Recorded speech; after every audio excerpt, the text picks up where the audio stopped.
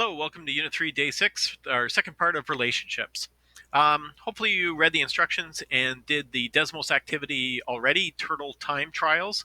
It's a cool little activity just to get you thinking about more relationships and data. This one in particular is distance versus time, how far the turtles run versus a certain amount of time, and it relates to their speed. So if you haven't done that, pause the video and go back and try this activity, this fun activity first on Desmos, and then come back here.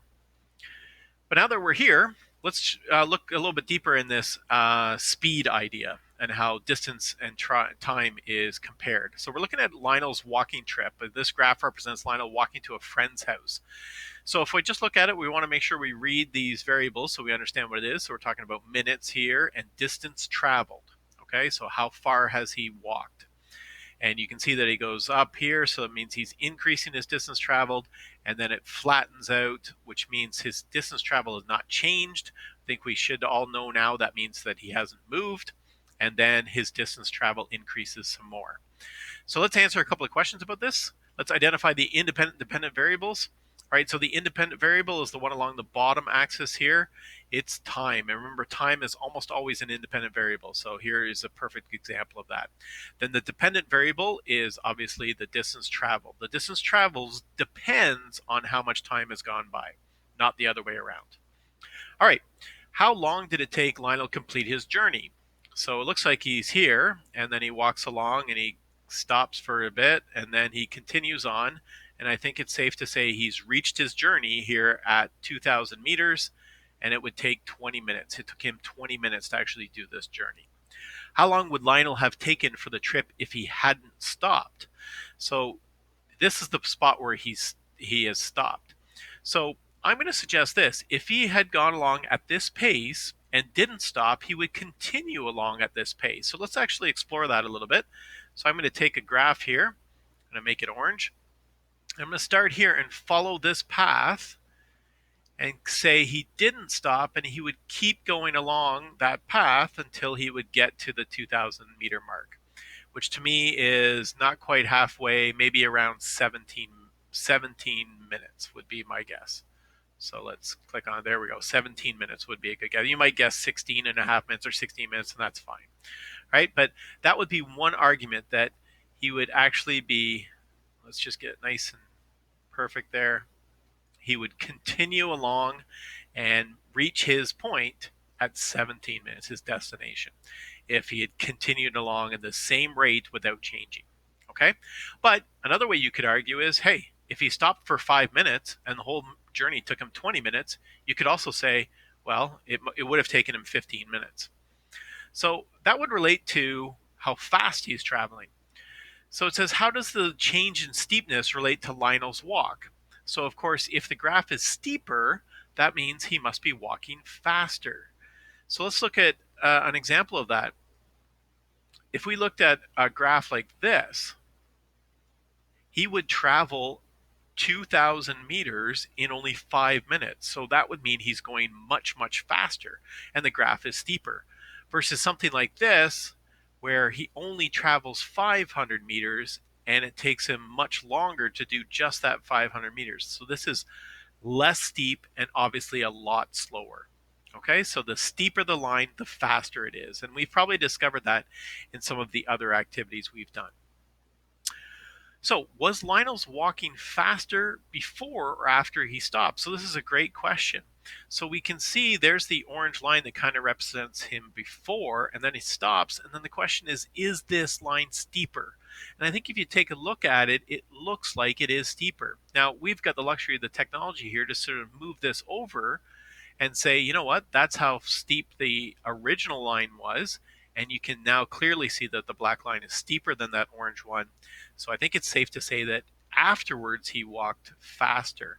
And that's how he makes up this time. Remember, our original argument was that it was going to take him 17 minutes.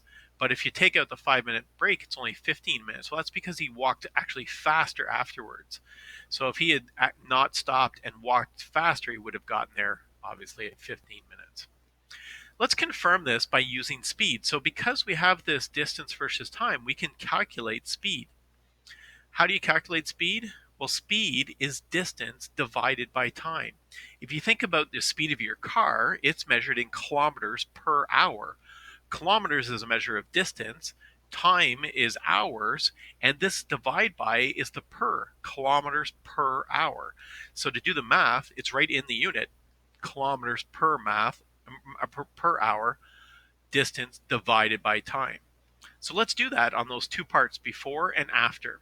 I'm going to move this orange guy back here just to represent sort of the before part.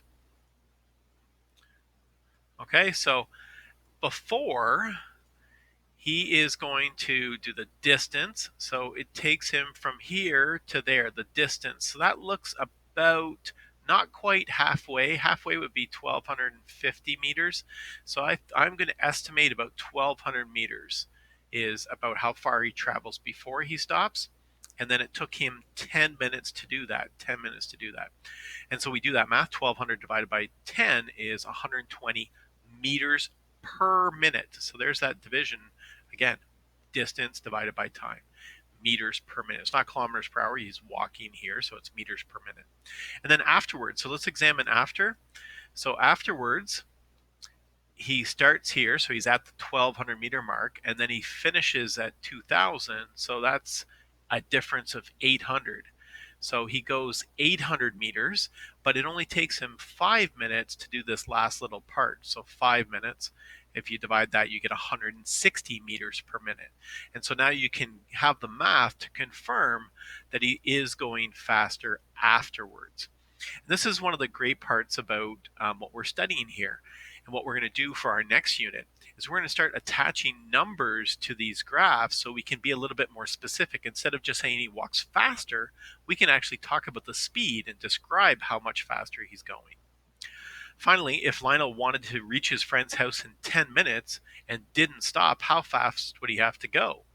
Well, we could imagine this by drawing let's draw a red line here, starting here, and he wants to go and get there in 10 minutes. And we're assuming he gets to 1,200. Okay, so right there you can see that's what it would look like. So it'd be steeper, faster than either of these two lines. Not quite as fast as this green one, but that was just there for fun. So that red one there is what we're looking at. So for number 7, his speed again is distance divided by time.